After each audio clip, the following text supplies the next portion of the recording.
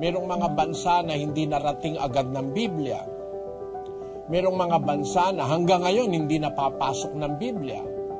Pero kung doon sa bansa na yon, kahit hindi nila nakilala si Kristo, hindi nila nakilala ang Diyos, o yung mga nabuhay bago pa mailaganap ang Biblia, yung mga nabuhay sa mga bundok, yung mga negrito, yung mga aborigines ng Australia, ng Amerika, na walang nakilalang Biblia, walang narinig na aral, walang nabasang kasulatan, kung sila naman ang wika ni Pablo na walang kautusan, sa katutubo ay nagsisigawan ng bagay ng kautusan, ang mga ito na walang kautusan, siyang kautusan sa kanilang sarili, na nagtatanyag ng mga gawa ng kautusang nasusulat sa kanilang puso.